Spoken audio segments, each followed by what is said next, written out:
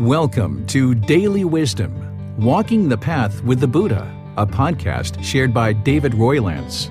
This podcast is dedicated to guiding you to completely eliminate the discontent mind and the suffering it causes by attaining enlightenment. Learn and practice the teachings of Gotama Buddha that will guide you to fully attain a peaceful, calm, serene, and content mind with joy. To support this podcast, visit patreon.com/supportbuddha or visit buddhadailywisdom.com, where you will discover a full range of courses, retreats, and online learning resources to assist you on the path to enlightenment. Now, here's our teacher to share more.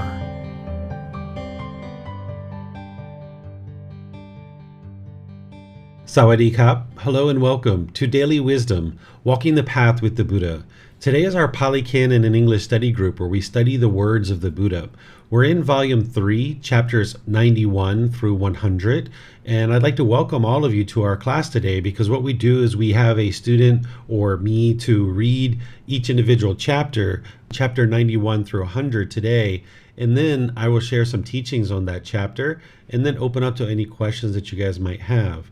Typically, when we start this class, we will start with a brief meditation just to kind of prepare the mind for the class ahead. But today, we're going to just move right into studying the teachings of the Buddha because we have a fair number of content and chapters to actually study that will need extra time to ensure that we have that time to actually apply to the learning. So if you're in Facebook, YouTube, or Zoom, as you're learning, you can ask questions by just putting those into the comment section, and I'll be able to see that and be able to then answer your question.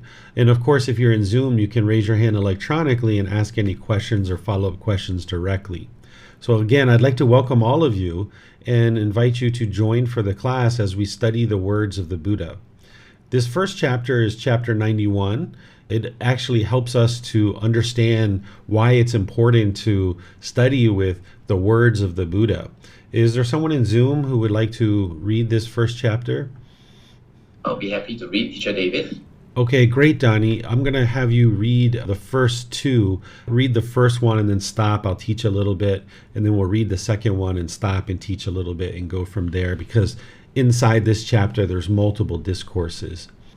Ken. Chapter 91, Why Every Practitioner Should Study the Tathagata's Words. Words which should be studied, learned, and investigated in the foremost assembly. Here in this kind of assembly, when those discourses are being recited that are mere poetry composed by poets, beautiful in words and phrases, created by outsiders, spoken by their disciples, the monks do not want to listen to them, do not lend a ear to them, or apply their minds to understand them. They do not think those teachings should be studied and learned. But when those discourses spoke by the Tathagata are being recited, they are deep in meaning, world transcending, connected with emptiness, the monks want to listen to them, lend an ear to them, and apply their minds to understand them.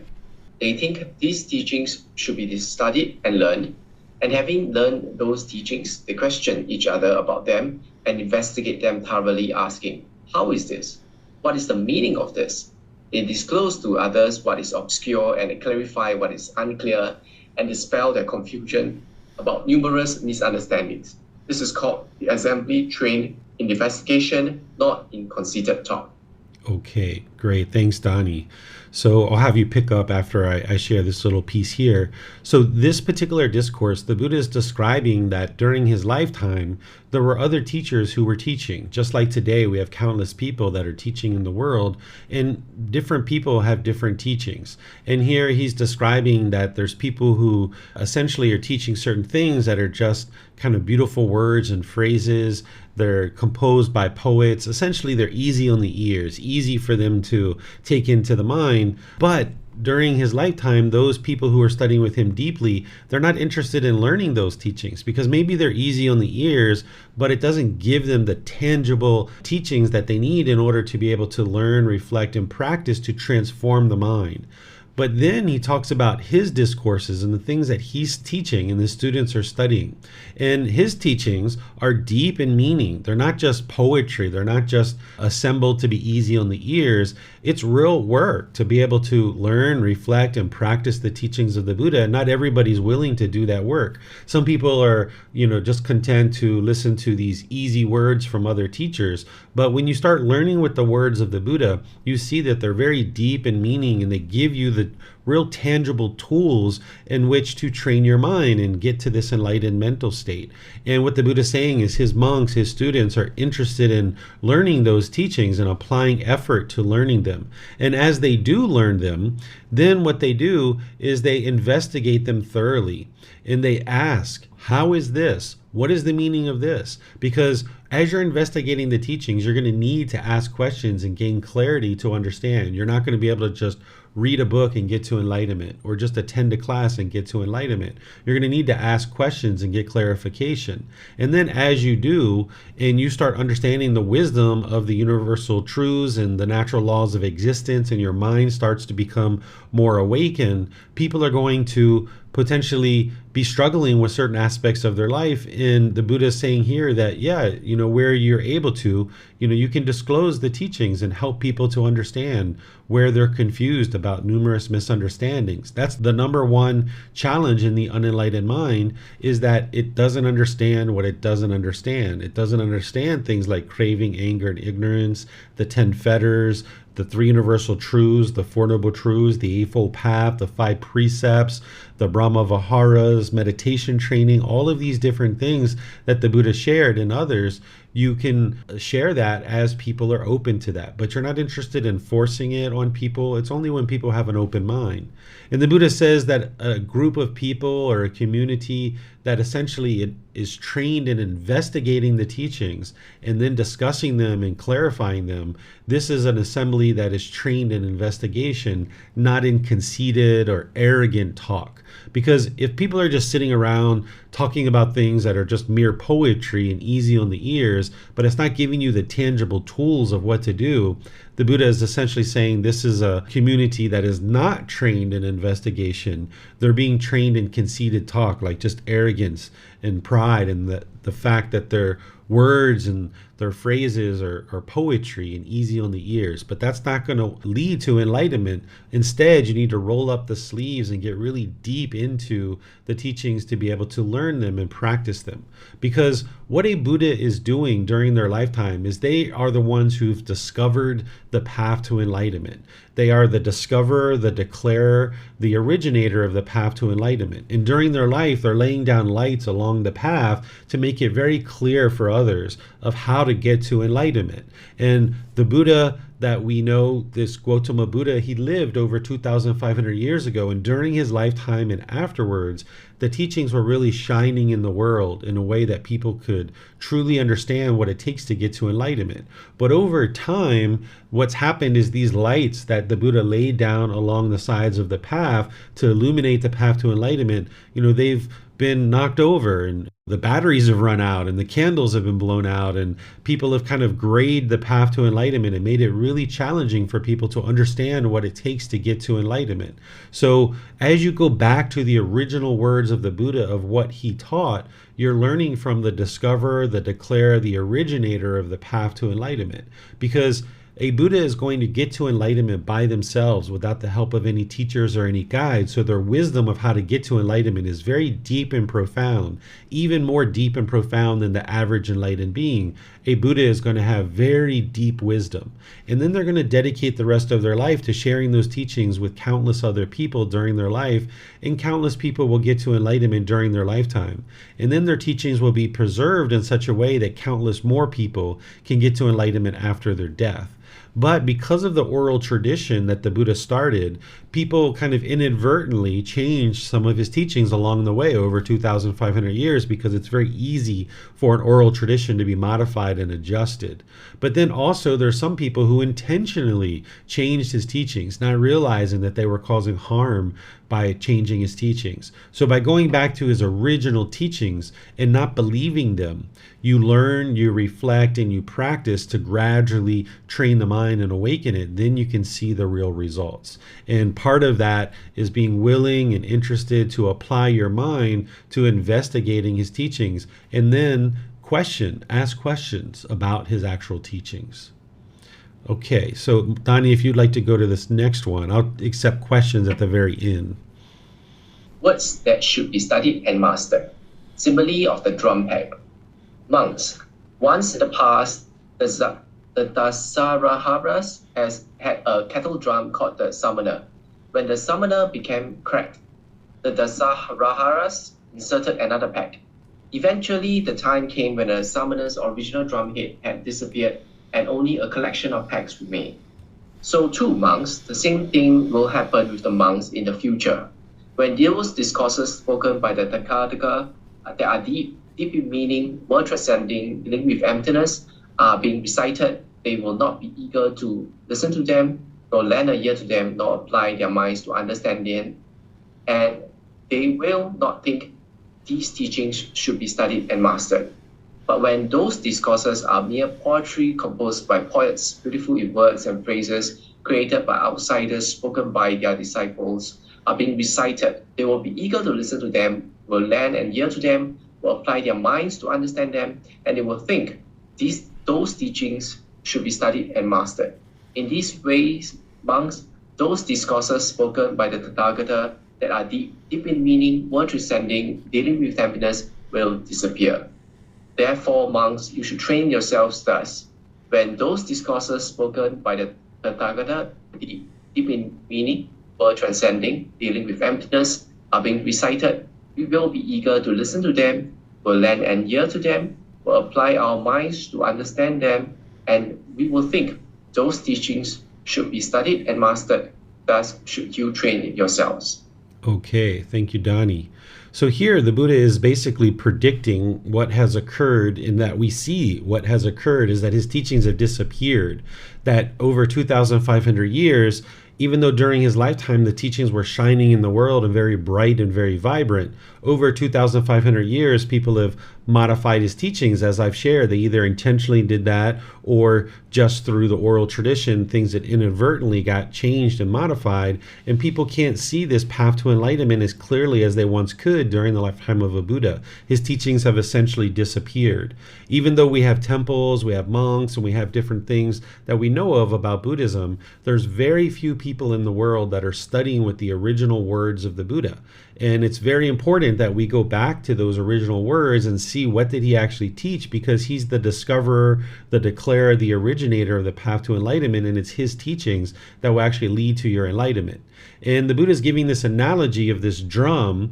Nowadays we make drums with maybe some kind of skin or some kind of fabric over top of a cylinder, but here this is a drum that is essentially made out of wood, and as you're beating on it, it creates the sound. And as it creates cracks and it gets cracked, they put a wood peg into it. As there's enough cracks and they put enough pegs into this drum, eventually get to the point where the original drum is gone. It's just a number of pegs. And that's what he's saying about his own teachings, is that's what is essentially going to occur. And he's predicting this during his lifetime, that his teachings will actually disappear. So he knew that during his lifetime, but he needed to bring the teachings into the world as strong and vibrantly as possible to help as many people as possible during his life and after his death.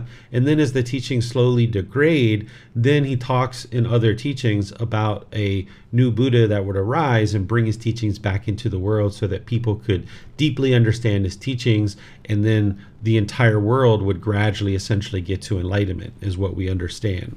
So here, the teachings of the Buddha, applying your mind to them, is what is going to help you get to enlightenment, investigating his teachings, rather than just listening to the words of mere poetry. That's not going to give you the tangible skills and ability that you need in order to understand the natural laws of existence, how the unenlightened mind works, and how to train it so that you can get to the enlightened mind.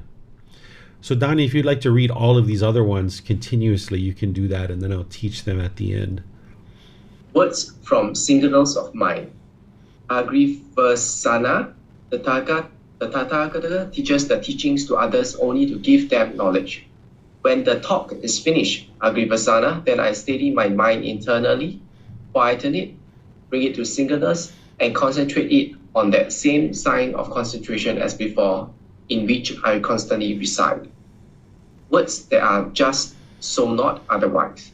From the night he fully awakens monks until the night he attains final nibbana or final enlightenment, in this interval, whatever he speaks, talks of, and expounds, all that is just so, not otherwise. Words of immediately effective teachings, good monks. So you have been guided by me with these teachings, which are visible here and now, immediately effective, inviting inspection onward, leading to be experienced by the wise for themselves. Words of the teachings and discipline, words to be recited with as one's own island, as one's own refuge. Ananda, it may be that you will think the teacher's teaching instructions has ceased. Now we have no teacher. It should not be seen like this, Ananda. For what I have taught and explained to you as teachings and discipline will, at my passing, be your teacher. Those monks, Ananda, either now or after I'm gone, who reside with themselves as their own island, with themselves as their own refuge, with no other refuge, who reside with the teachings as their island, with the teachings as their refuge. With no other refuge, it is this monks, Ananda, who will be for me greatest of those dedicated to the teaching. Words to be undertook as taught, not to be abolished. As long as the monks do not give instruction on anything that has not been taught, or abolish anything that has already been taught, but undertake and practice the training guidelines as they have been taught, only growth is to be predicted for them, not decline. Okay, thank you, Donnie.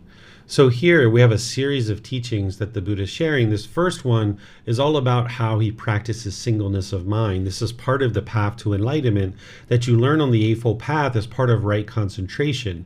That rather than trying to multitask where your mind is rapidly cycling from thing to thing to thing to thing to thing to thing, because your mind can't actually do multiple things at a time, you're training to do one thing at a time. Because if your mind is rapidly cycling, you're doing one thing for 5 seconds, another thing for 10 seconds, rapidly cycling to something else.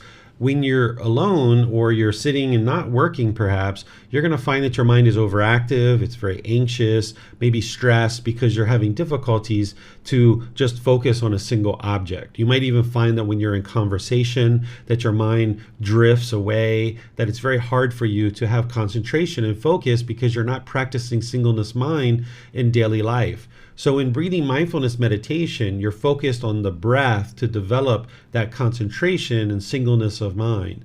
But then in daily life, you're practicing singleness of mind in daily life through doing just one thing at a time. And there's other benefits, of course, to breathing mindfulness meditation, but as it relates to the practice of singleness of mind, when you're focused on the breath, that's what you're developing, is the ability for the mind to be peaceful, content, and joyful, just focusing on the breath and only the breath. And then in daily life, as you do that, where you're driving or you're walking or you're at work or you're in a conversation and you just have singleness of mind, you can bring your full wisdom into the conversation or into whatever task or activity that you're applying your mind to. Whereas if you didn't have singleness of mind, you're going to find that you make quite a bit of mistakes because even though you have a certain activity in front of you, your mind is off doing something else. So you need to practice this singleness of mind to bring forth your full wisdom of the path to enlightenment and then be able to apply it in all your daily activities. Here, this next thing that the practitioners are talking about, because remember, these teachings being written down are actually being written down after the life of the Buddha. He's teaching these teachings, but then they're actually written down after his death.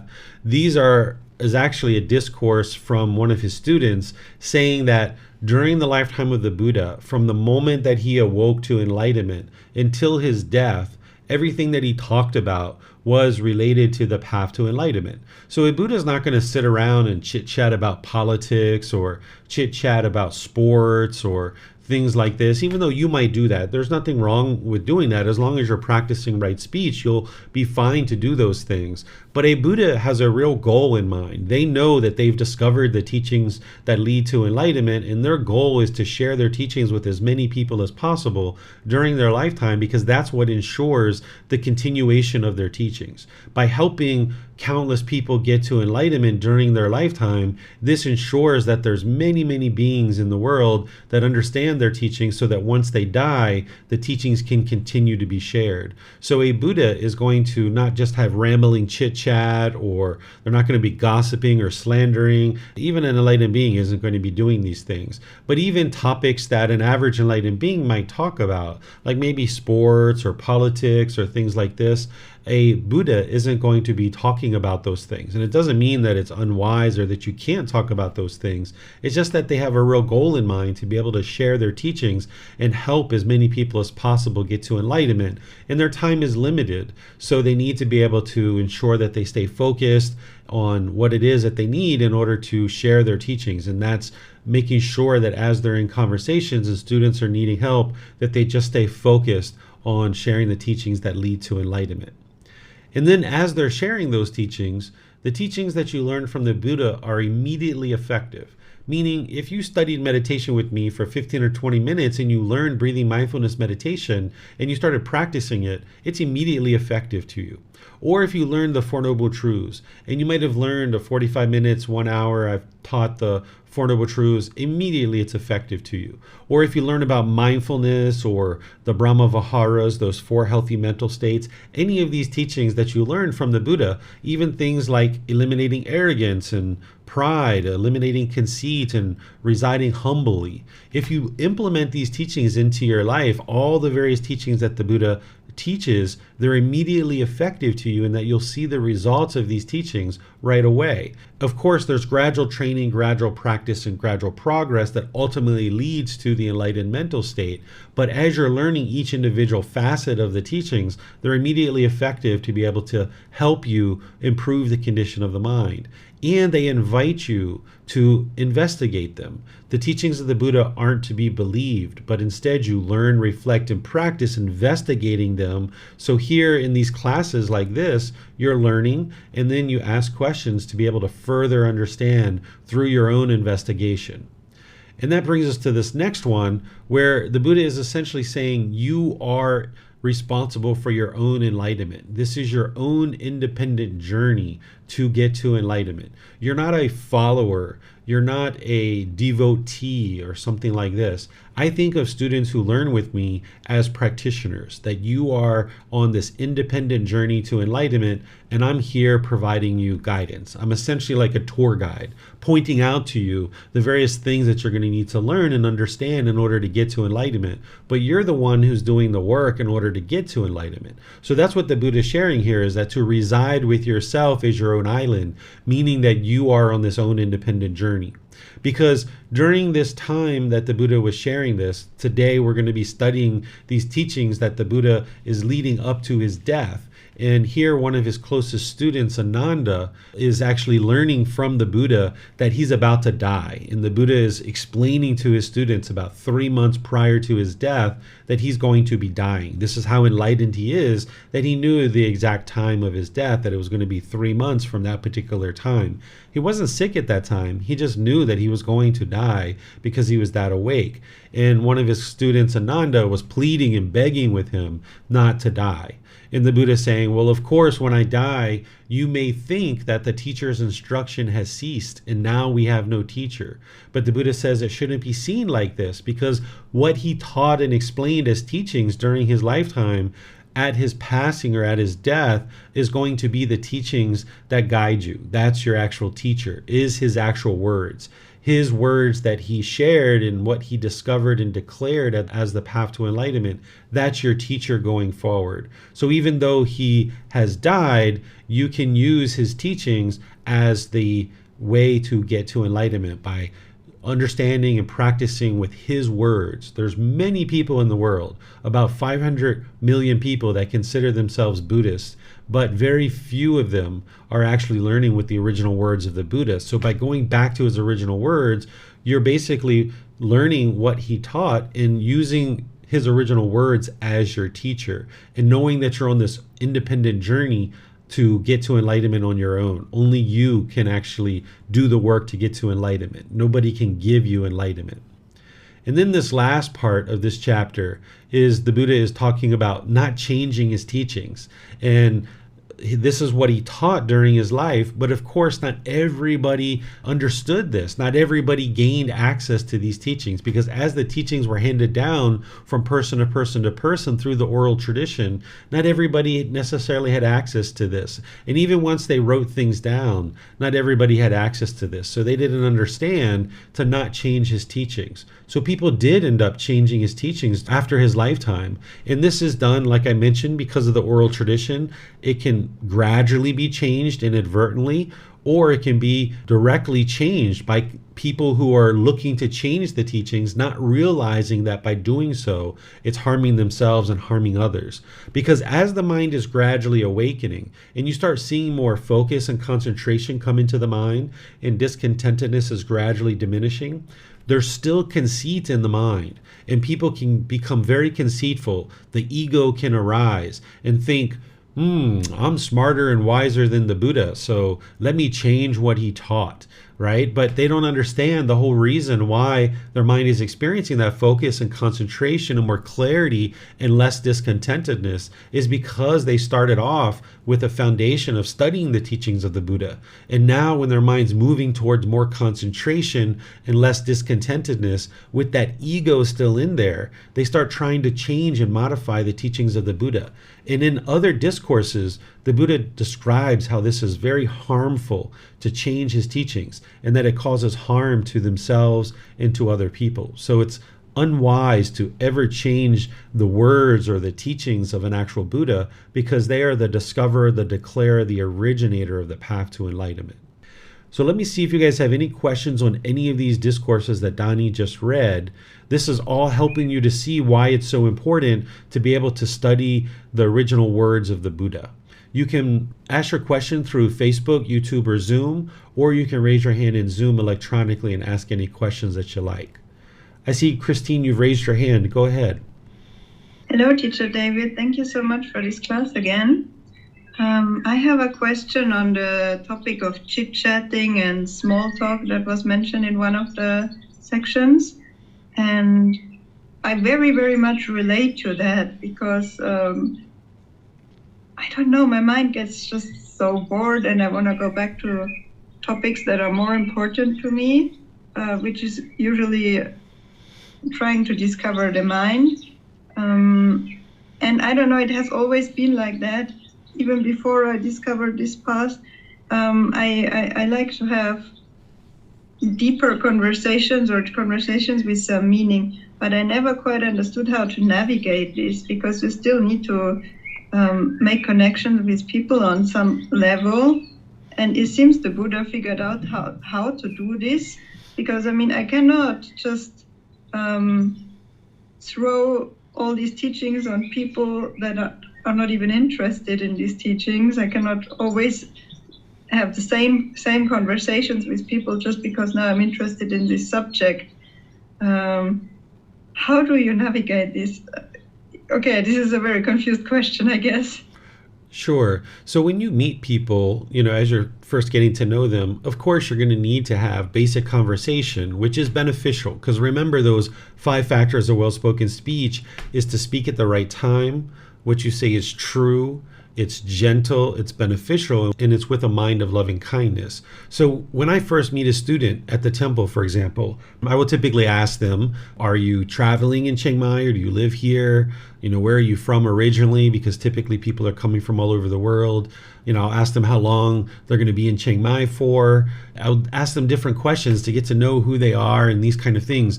You might consider this rambling chit chat, but it's actually not. There's a real purpose behind it. There's a real benefit behind it, because you're able to get to know this person. So there's a certain amount of that you'll need to do in order to get to know people.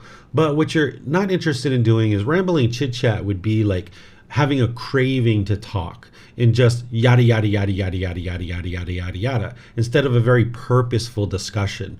So when people come to visit me at the temple for the first time, it's a very purposeful discussion. It's not rambling chit chat. There's benefit in understanding, where are you from? What do you do? Are you working? Are you unemployed? I learn all kinds of things about the students who are coming to learn with me. And then when I learn about what they're doing and what they're into and what their life is all about, I can then target the teachings more directly for those individuals. So if there's 10 or 20 or 30 people in the room learning with me, I might have understanding of 5 or 10 or 20 of those people in the room because they've been coming somewhat frequently, and I get to know them over time. And now as I'm teaching something like the Eightfold Path or the 5 Precepts, rather than just teaching it generally, I can teach it very specifically based on what I know about these people's lives. So you can do the same thing, but don't feel like you need to only talk about the teachings. That's what a Buddha is doing, right? A Buddha is talking about the teachings, but even a Buddha, he's going to still need to learn about his students. He used to be invited to their home, and he would go to their home and he would see how their home is set up. He would probably sit down with them and observe how they're having dinner together, how they're interacting with the parents and the children and things like this. And he would get to know his students. But then what he's doing is he's observing what's happening in this household in order to then help them with teachings to be able to improve the quality of their life. But don't feel like that's what you need to do, because of course you're not a Buddha. You're going to need to have discussions about other things perhaps. Or if you find that you're only interested in talking about these teachings and that's all you're ever really interested in doing, then you might decide, as you develop more and more wisdom and get closer to enlightenment, you might think about becoming a teacher, because in that situation you're going to only be talking about the teachings, mostly because the time that you're spending teaching and consulting with students and personal guidance sessions and things like this, you'll be talking about the teachings quite extensively. But even so, you're going to still need to get to know your students and have very purposeful and beneficial discussion. Thank you very much. Can I ask a follow-up on this one? Of course. Okay, perfect. So yeah, I really actually like getting to know people and getting to know more about them. That's not the thing that I call chit-chat. I think your explanation allows it to me to clarify my question a little bit. Okay. But then, for example, if I give workshops, and then we're having breaks for lunch and dinner with the participants, and then often the topics are about politics or sports or whatever. And what usually happens, I'm just sitting there and I'm saying nothing, because I'm just, I mean, there are topics besides this teaching that are interesting to me, but most of these things just simply that I'm not interested in them. I often feel there's so much depth to them that I don't have the full picture to even have a full opinion on it, or to voice a full opinion on it. And even if I would, it wouldn't change anything. And so I'm often just sitting there and I'm quiet, or I'm leaving as soon as I can, because I'm just getting bored. But maybe there's a smarter way to navigate these kind of things. Yeah, so it sounds like you have a craving to talk in a conversation, because otherwise you wouldn't be having that boredom, right? That boredom that you're experiencing while other people are talking about politics or sports means that you're having a craving to talk and you're longing to talk. So it's actually good practice for you to just be there and be in silence and be quiet, because this is training your mind to not be bored in a conversation, that you can just sit there and you're not required to talk. You don't have to talk. You can just sit and listen. And then if there's something that you can contribute, fine. But if not, that's fine too. Or if somebody asks you a question, then you answer their question. But every single conversation, or I should say, every single grouping that you're in, you're not going to always talk. So don't feel like you have to talk. You can sit quietly. There's nothing wrong with that. But if your mind's getting bored, that means there's some craving there, that you're wanting something that you're not getting. And maybe it's the interaction or the ability to speak. And it's actually helpful to be in conversations sometimes where you're actually not conversating. It's maybe other people talking, but you're just sitting quietly. This can be really good training for you. Thank you very much. Yeah, this is helpful. I think it's actually not the craving to talk, because I'm really comfortable not saying anything. It's more an inner pressure that I should contribute something, but I just don't really feel like it. And yeah, I have to explore this more. I think that's a very good direction to take. Thank you. Yeah, remember impermanence, that because of impermanence, every situation you're in, you're not going to have something to contribute. Every grouping of people that you're a part of, you're not going to have something to talk about. There's no harm in just remaining quiet. That's okay. Thank you, sir. Yes, you're welcome. All right. I'm not seeing any questions in Facebook or YouTube. So let's move on to the next chapter. Is there someone in Zoom that would like to read this next chapter, chapter 92? Christine, you still have your hand up. Is that for the question, or would you like to go ahead and read? Thinking I could read, so let me read. Great. The Noble Eightfold Path is the wholesome practice instituted. Sorry, I have to just move a tiny bit so that I can see better. Okay. Ananda, I instituted that wholesome practice which leads to complete liberation, to freedom from strong feelings, to elimination, to peace, to direct knowledge, experience, to enlightenment, to nirvana. And what is that wholesome practice? It is this Noble Eightfold Path, that is, right view, right intention, right speech, right action, right livelihood, right effort, right mindfulness, and right concentration. Ananda, I say to you, continue this wholesome practice instituted by me and do not be the last man. Ananda, when there are two men living, he under whom there occurs a breach of this wholesome practice, he is the last man amongst them. Therefore, Ananda, I say to you, continue this wholesome practice instituted by me and do not be the last man. All right. Thank you, Christine. So, as I've shared with you guys, the Noble Eightfold Path is the core central teaching of the Buddha that everything else plugs into. The Eightfold Path is the path to enlightenment. If somebody's interested in getting to enlightenment through the teachings of the Buddha, you would need to learn this path inside and out, backwards and forwards. So if you're just starting out, or you're maybe even 3-6 months a year into your practice, if you don't yet understand the words of the Buddha related to the Eightfold Path and understanding each individual step, it's important that you study that.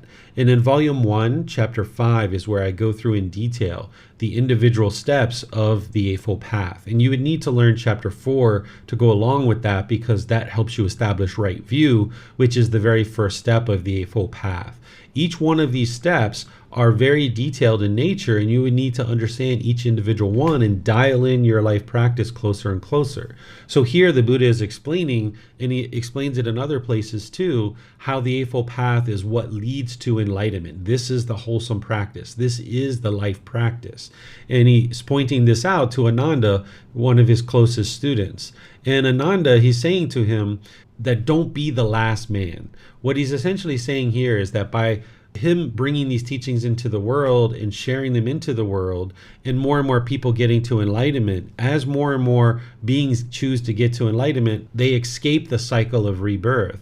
And over time, there's going to be less and less beings in the world. Right now, we're going through a period of time where the human population is expanding, the animal realm is shrinking, and as these teachings come into the world more and more, there's going to be more and more beings that are getting to enlightenment. And now we're going to see over time, maybe 5,000 years from now, 10,000 years from now, we'll see a shrinking of all these realms because more and more people are getting to enlightenment.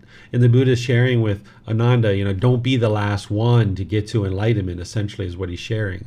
And it's this Eightfold Path that's going to help people get to enlightenment. And you can see for yourself that your mind's gradually improving because the discontentedness gradually diminishes as you're getting closer and closer to enlightenment.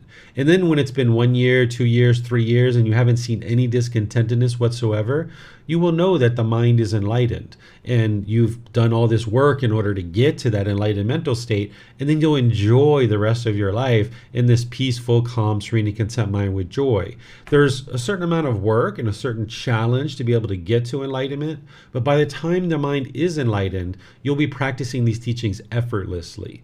So there's a certain amount of work and effort, and there's a certain amount of determination and diligence that you need to apply. But as you're progressing, you should see the improvements to the condition of the mind. And ultimately, as the mind gets closer and closer to enlightenment, life becomes so easy and effortless. Things are at ease. Your mind is at ease because there's such peacefulness and joy. And you have cultivated the wisdom of which to handle all the various challenges that you experience in life. In the unenlightened state, we experience lots of struggles and difficulties because we lack wisdom of how to handle any one particular situation that we're encountering. But by the time you get to enlightenment, you will have experienced enough situations. You would have reached out and gotten help from your teacher of how to overcome those obstacles. And you would have cultivated the wisdom that you need in order to improve the quality of your mind and the quality of your life. So that by the time you get to enlightenment, your life is at ease. There's no longer any struggles and difficulties. There might be certain challenges that you encounter, but you'll have the wisdom of how to handle that challenge and address it and resolve it effortlessly. And it's the Eightfold Path that is this core central teaching that you would need to learn and practice to be able to actually get to that point. So let me see what questions you guys have on this, if any at all. Again, you can put that into Facebook, YouTube, or Zoom. In between each chapter, I'm just looking to see if there's any questions coming in from any of the platforms. And I don't see any in any of the platforms. So we can move on to the next chapter. And we're starting to move into this content, which is the story of the Buddha's last days. As he's leading up to his death, we're going to be getting a series of teachings here that are leading up to his death. So that's what we're actually studying as part of today's class. Is there someone who would like to read this one, the Buddha's last days? I can read to David. Great, Donnie. Thank you. The Buddha's last days. Sariputta, there are certain ascetics and Brahmins whose doctrine and view is this. As long as this good man is still young, a black-haired young man endowed with youthfulness in the prime of life, so long is he perfect in his clear wisdom. But when this good man is old, aged, burdened with years, advanced in life, and come to the last stage in 80, 90, or 100 years old, then the clarity of his wisdom is lost. But it should not be regarded so. I am now aged, burdened with years, advanced in life, and come to the last stage. My years have turned 80. Now suppose that I have 4 disciples with 100 years lifespan, perfect in mindfulness, recall of the teachings, memory, and clarity of wisdom. Just as a skilled archer, trained, practiced, and tested, could easily shoot a light arrow across the shadow of a palm tree, suppose that they were even to that extent perfect in mindfulness, recall of the teachings, memory, and clarity of wisdom. Suppose that they continuously ask me about the 4 foundations of mindfulness and that I answer them when asked, and that they remember each answer of mine and never ask a subsidiary question or pause except to eat, drink, consume food, taste, urinate, defecate, and rest in order to remove sleepiness and tiredness. Still, the Tathagata's explanation of the teachings, his explanation of factors of the teaching, and his replies to questions would not yet come to an end. But meanwhile, those 4 disciples of mine, with their 100 years lifespan, would have died at the end of those 100 years. Sariputta, even if you have to carry me about on a bed, still there will be no change in the clarity of the Tathagata's wisdom. Rightly speaking, were it to be said of anyone, a being not subject to ignorance, delusion has appeared in the world for the welfare and peacefulness of many, out of compassion for the world, for the good welfare and peacefulness of gods and humans. It is of me, indeed, that rightful speaking this should be said. Then the venerable Ananda approached the perfectly enlightened one. Having approached and paid homage or respect while massaging the perfectly enlightened one's limb, he said to him, "It is wonderful, venerable sir. It is amazing, venerable sir. The perfectly enlightened one's complexion is no longer pure and bright. His limbs are all flimsy and wrinkled. His body is stooped, and some alteration is seen in his sense bases, in the eye sense base, the ear sense space, the nose sense space, the tongue sense space, and the body sense space. So it is, Ananda. In youth, one is subjected to aging. In health, one is subjected to sickness. While alive, one is subject to death. The complexion is no longer pure and bright. The limbs are all flimsy and wrinkled. The body is stooped, and some alteration is seen in the sense spaces. In the eye sense space, the ear sense space, the nose sense space, tongue sense space, and the body sense space. This is what the perfectly enlightened one said. Having said this, the fortunate one, the teacher, further said this. Yuck on you, pitiful aging, aging which makes beauty fade. So much has the charming puppet been crushed beneath advancing age. One who might live 100 years also has death as destination. Death spares none along the way, but comes crushing everything. And now again, Ananda, the Tathagata has today at Chapalas shrine consciously and deliberately rejected the rest of his allotted term of life. And when he has thus spoken, the Venerable Ananda addressed the fortunate one and said, grant us the privilege, Venerable Sir, to remain during the eon, live on through the eon, O fortunate one, for the good and the peacefulness of the great multitudes, many people, out of pity for the world, for the wholesome and gain and the well-being of gods and men. Enough now, Ananda. Beg not the Tathagata, was the reply. Time for making such a request has passed. And again, the second time and the third time, the Venerable Ananda begged the fortunate one in the same words, and he received from the fortunate one the same reply. In that, when a suggestion so evident and a hint so clear was thus given to you by the Tathagata, you will be incapable of comprehending them. If you should have them so begged the Tathagata might have rejected the appeal even to the second time, but the third time he would have granted it. You, therefore, O Ananda, are the fault, you are the offense. But now, Ananda, have I not formally declared to you that it is in the very nature of things near and dear unto us that we must divide ourselves from them, leave them, sever ourselves from them? How, then, Ananda, can this be possible? Whereas anything, whatever born, brought into being, and organized, contains within itself the inherent necessity of the dissolution. How then can this be possible, that such a being should not be dissolved? No such condition can exist. All conditioned things must grow old. Work out your salvation with diligence. The final extinction of the Tathagata will take place before long. At the end of 3 months from this time, the Tathagata will die.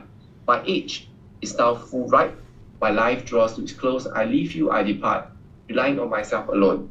Be diligent then, O brethren, wholly full of thought. Be steadfast in dedication. Watch over your own hearts. Who becomes tired not, but holds fast to this truth and nature law, shall cross this sea of life, shall make an end of grief. All right. Thank you, Donnie. So here we have a discourse from the Buddha where he's building up to his last days and where he's delivering information that he's going to die. And he's talking about his faculties, his eyes, ears, nose, tongue, and body, these 5 sense bases. There's a total of 6, which the 6th one is the mind.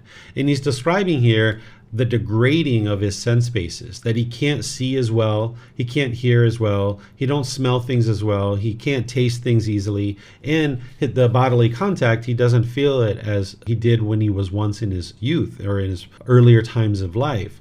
But he's describing the condition of his mind, because we typically associate old age with the declining of the mental faculty. And this is true for unenlightened beings, that if you haven't trained your mind, as you get older, you start losing your memory and your concentration, your ability to do certain things. Your mind is going to degrade over time. But if you've trained your mind through the path to enlightenment and either progressed to a certain point or actually attained enlightenment, you won't see a regression or a decline of the mind as you age. So even though that's what we typically associate with old age, that's because the vast majority of the people that you know are unenlightened. So therefore, when you see people get old, you see their mental faculty gradually decline. But that's not true for an enlightened being. So as you're training your mind, not only is it helping you now in your current life, and then as you get to enlightenment, you'll experience many years of peacefulness and joy throughout the rest of your life. But in that older time frame of your life, you won't experience this degrading of the mind that is typically associated with getting old. So this is very important to understand that that's what you can experience as you progress forward in life. Then we ultimately get to this point where the Buddha is informing his students that he's going to be dying, and his close student Ananda essentially is begging and pleading with him not to actually die. And this is because Ananda is, of course, attached to the Buddha. Ananda was his cousin or his brother-in-law. There's conflicting accounts of what member of the family he was, but nonetheless, he was a member of the royal family and very close to the Buddha. That for 45 years of the Buddha teaching, he was essentially right by his side for a good majority of that time in learning and practicing the teachings with the Buddha, but he never got to enlightenment during the lifetime of the Buddha.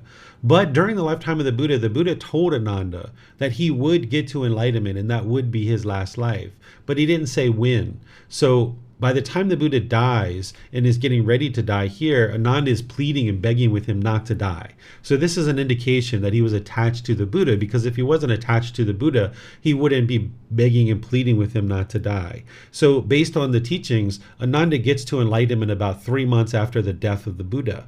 Because when somebody close to us is dying and we experience grief or misery, we tend to associate that with being love, but it's not the love that's causing the grief and misery when somebody's dying. It's the craving, desire, attachment. It's the mind holding on, craving permanence and wanting this being to be permanent.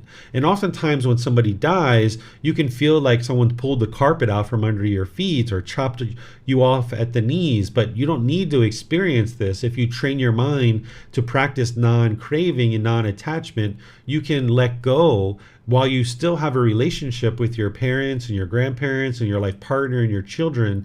You can train your mind to not be attached to them, but still have a very loving and close relationship with them. And this is part of the practice to learn how to do that. So then when they actually die, you don't experience that grief and that misery associated with it. Because once somebody does die, this is like the most significant impermanence that the mind can experience. And if you are attached, you will experience grief. And you're not a bad person. You haven't done anything wrong. It's just helping you see that your mind had an attachment to this person. But oftentimes when there is death, this is when you need to confront your attachment to that person. And now, after they've died, maybe 3 months later, a year later, 3 years later, after you've confronted this attachment, you ultimately get to a point where you've let go. And now you're not grieving anymore. So if you've had people in your past that have died, you've seen this process that at their funeral or getting notified of their death, you might have grieved. This is because of your attachment. And then you grieve for a period of time. And then eventually you get to the point where you train your mind to let go. And you start appreciating and having gratitude for the time that you spent with them. And this is the Four Noble Truths, that as long as you have craving, desire, attachment, you're going to experience discontentedness. And when you eliminate the craving, desire, attachment, your mind will be peaceful and joyful. But you can actually get to that point during life where you can live with people, you can have relationships with mom and dad, grandma, grandpa, and all these other people in your life, but you're just not attached to them. You have deep love and interest in seeing them be well, but you're just not attached and clinging to them. But should these people die and you do grieve, this is an opportunity for your mind to finally let go of the attachment, which Ananda did about 3 months after the death of the Buddha. And then we get down here where the Buddha basically is reminding Ananda that, hey, all conditioned things are going to grow old. There's this impermanence that things are going to arise, they're going to change, and they're going to fade away. And he's encouraging people to work out their own salvation, their own improvement to the condition of their mind, that they need to train their mind in order to get to this enlightened mental state, that they need to watch over their own hearts or their own minds and not become tired and not stray away from this truth in this natural laws of existence that the Buddha taught. That if you dedicate time to learning and practicing these teachings, it will lead to this enlightened mental state. It's just a matter of you learning, reflecting, and practicing and working towards that goal. And that's where the Buddha says, if you stay close to the teachings and learning them, then you'll make an end to this grief. And you can see that that's occurring for yourself as you're gradually are training the mind. What questions do you guys have on this chapter? You can put that into Facebook, YouTube, or Zoom. Or you can raise your hand in Zoom and ask any questions that you like. Okay, I see Donnie, you have your hand up. What's your question? Teacher David, I think somewhere down the line where Ananda pleads with the Buddha about asking him to continue not to die, about first time, second time, third time, and the Buddha says that the time for making such a request has passed, and further down, he was saying something about if the second 3 paragraphs down, if you should have begged the Buddha, maybe the second, third time, he might have granted it. So that means what? If he maybe have begged him earlier, maybe the Buddha might have granted the request and continue living? This is saying that the Tathagata might have rejected the appeal, meaning that even if he would have begged him to stay alive, he still would have rejected it. But it says the third time he would have granted it. Oh, is that what it says? Where does it say that? But the third time he would have, oh, I see, yes. So yeah, that's what it's saying, that he would have granted his request to stay alive longer, right? So the Buddha is saying that, that time is past. So an enlightened being, by the time your mind gets to enlightenment, you know things about the future that other people don't necessarily know.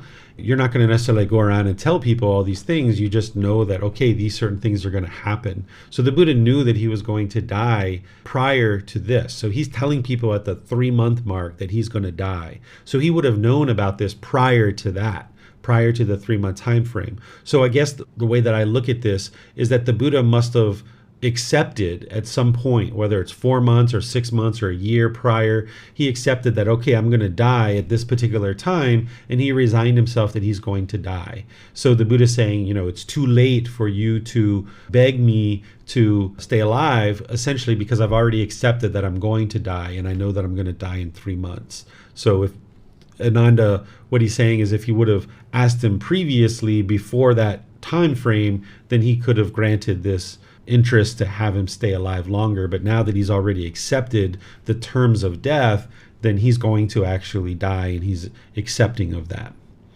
Thank you, teacher. Yep, you're welcome. Christine, you have a hand up. Yes, thank you.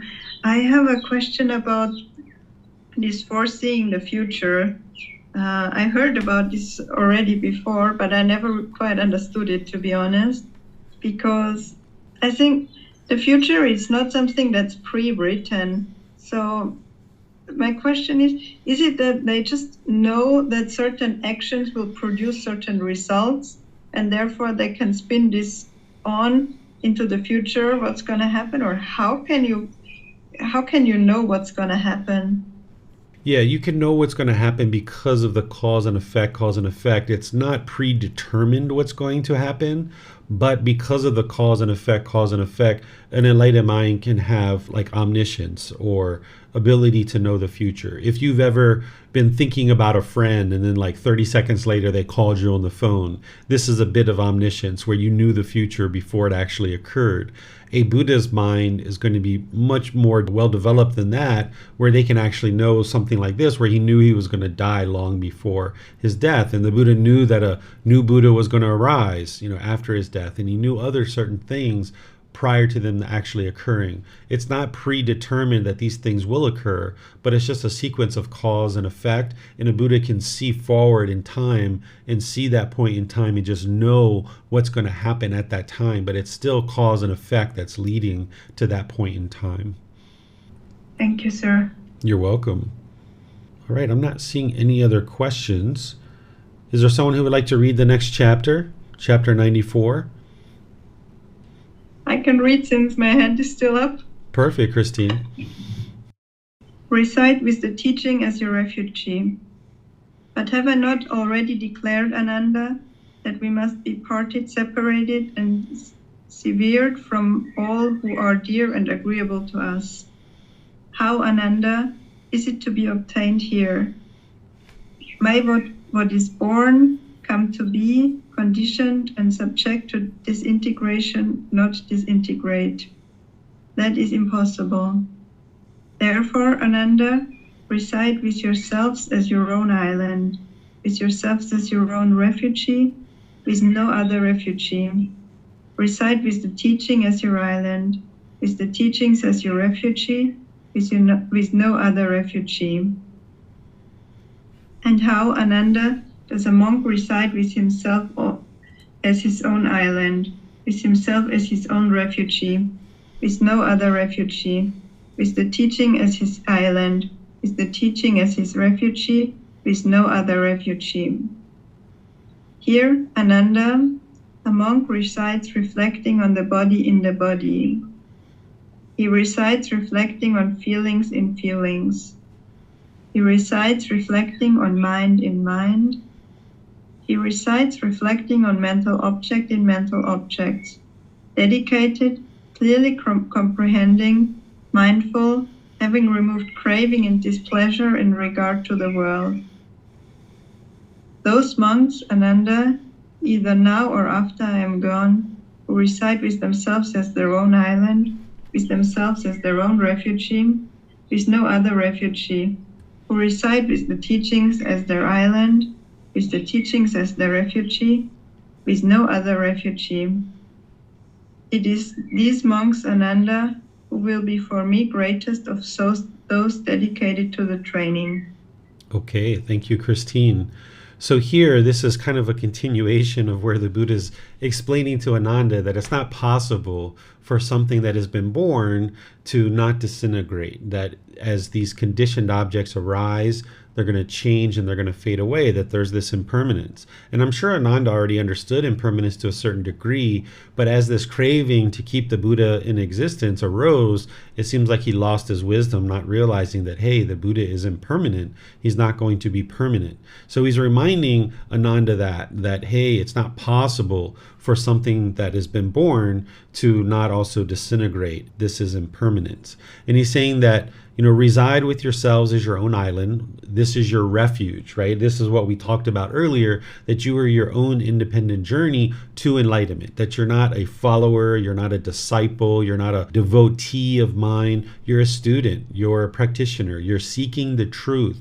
And I happen to be your tour guide that you're choosing to learn with me as your guide, and I'm sharing the teachings with you to guide you along, but it's you that's actually doing the work to arise this wisdom. That's what the Buddha is describing as part of being your own island, in your refuge. And now he's talking about how do you get to this refuge? Well, what a refuge is protection.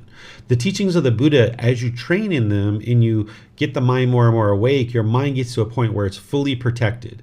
That now, if you hear certain things that are agreeable, you might get pleasant feelings, whereas if you hear things that are disagreeable, you might get painful feelings, or if you see things or taste things or smell things, your mind's going to get shaken up to a certain degree about certain things that are going on in your life. But by the time you fully train the mind and you get to enlightenment, your mind is fully protected. You have this refuge where the mind is protected. And the Buddha is saying, well, how do you get to this protected mind? How do you get to this refuge? And then he shares the 4 foundations of mindfulness. Because whenever he talks about protection or whenever he talks about guarding the mind, he always refers to mindfulness. That mindfulness is the way to protect the mind, because if you're aware of the mind, and particularly the 4 foundations of mindfulness, as wholesome qualities or unwholesome qualities arise in the mind, you can either support and encourage those wholesome qualities, not allowing them to fade, or if you see certain unwholesome qualities arise in the mind, you can cut them off and eliminate them from the mind, and this protects the mind. As you get to enlightenment, you won't have unwholesome qualities that arise in the mind. Your mind will be so well trained, it'll only have wholesomeness in the mind. But if there's work to do in order to get to that point. But in the meantime, having this mindfulness is utterly important so that you can observe the wholesome qualities and unwholesome qualities. And these 4 foundations of mindfulness are what's going to help you do that. What body and body is is this is understanding the bodily sensations, that prior to discontentedness becoming a feeling in the mind, there's going to be some bodily sensation associated with this arising discontentedness. It might be tightening of the chest, it might be tension in the neck or the shoulders, you might have heart palpitations, you might have queasiness in your stomach, you might feel heat or pressure in your skull or your face. These are all indications that if you start observing what's going on in your life prior to you getting either pleasant feelings, painful feelings, or neither painful nor pleasant, there's some bodily sensation that's occurring. And if you can build mindfulness and awareness of this, then you can catch this discontentedness before it ever becomes a feeling in the mind, and you can cut it off and let it go, not allowing the mind to form conditioned feelings. Because as long as the mind is forming these conditioned feelings of conditioned pleasant feelings, conditioned painful feelings, or conditioned feelings that are neither painful nor pleasant, it's going to keep doing this. So you're trying to get ahead of the curve and not allow the mind to form feelings based on some condition. Because as long as you allow the mind to experience conditioned feelings, you can't get to this permanent mental state of enlightenment. Because if you base your inner feelings on some condition, that condition is impermanent. And once that condition changes, your feelings are going to change. So if you get happy because you got a new job, or you get happy because you got a raise at work, or if you get happy because of your bank account and your bank balance, or you get happy because you got a new pair of shoes, well, all of those things are going to change at some point. So if you allow the mind to take on these conditioned pleasant feelings of happiness based on these conditions or others, when those conditions change, now you're going to experience painful feelings. Your bank balance goes down, you're going to be sad. Or you lose your job, you're going to be sad. Or your shoes are old and beat up, or somebody steals them, or you lose them or misplace them, you're going to feel sad or angry or frustrated. So by being attentive to those bodily sensations, you can catch it before it becomes a conditioned feeling. You don't allow the mind to continue to do this. You restrain the mind. But then if you miss it, because you will, as you're training on this path to enlightenment, you're not going to be able to learn this and instantly catch every single discontentedness that is arising as a bodily sensation. There are going to be situations as you make your journey to enlightenment where you will be frustrated, you will be angry, you will be annoyed or irritated. And this is because you missed it as a bodily sensation, or you were unable to cut it off there because the craving was too strong. So now it becomes a feeling in the mind. So if you can observe that, there's the conditioned happiness, or there's the conditioned sadness or anger, or there's the shyness, or whatever it is, that feeling that's coming into the mind. If you can cut it off and let it go there, this is still very helpful to the mind. You're essentially rewiring the mind, not allowing it to get these conditioned feelings. Because if you allow it to come into the mind and continue to reside in the mind, then it's going to start affecting the condition of the mind. This is where you've experienced being angry for multiple hours or days or a week or two. I'm sure you've experienced that. Or other discontent feelings that have resided in the mind for a continuous long-term period. It's because you didn't catch it as a bodily sensation and cut it off and let it go. You didn't catch it as a feeling and cut it off and let it go there. So now it's affecting the condition of your mind more long-term. And you can still cut it off and let it go there. And that would be wise. If it's been 3 hours and you're still angry, or it's been a day or two and you're like, oh my goodness, what is going on? Why am I still angry? You can redirect the mind and take it in another direction and cut it off. So you're essentially rewiring the mind. Because if you don't do that and you allow the mind to continue to be affected by the condition of the mind and residing with these feelings and affecting the condition of the mind, then you're feeding these mental objects. One of the mental objects is like ill will. So if you don't catch it as a bodily sensation, then it becomes a feeling. Now you're angry and hateful. Now it affects the condition of your mind where you're angry for a couple of hours, a couple of days, or a week or two. And now this mental object, which is a more deeply rooted container in the mind, it gets fed more and more, and it's like filling up and bolstering and more deeply rooting this ill will in the mind. And what you're trying to do is purify the mind and get rid of these containers of these mental objects like ill will. The 10 fetters are all mental objects that are deeply rooted in the mind, and you're working on uprooting those and getting those out of the mind. So if you can put this blockade on the bodily sensations and cut off and let go of anything that's arising as a bodily sensation, and maybe sometimes it becomes a feeling and you need to cut it off there too. But more and more you get a handle on these bodily sensations and cutting it off and letting it go there. In the meantime, you're applying certain practices to break up these mental objects. With ill will, you're using loving kindness meditation and you're practicing loving kindness in daily life. That's what's going to uproot this mental object of ill will.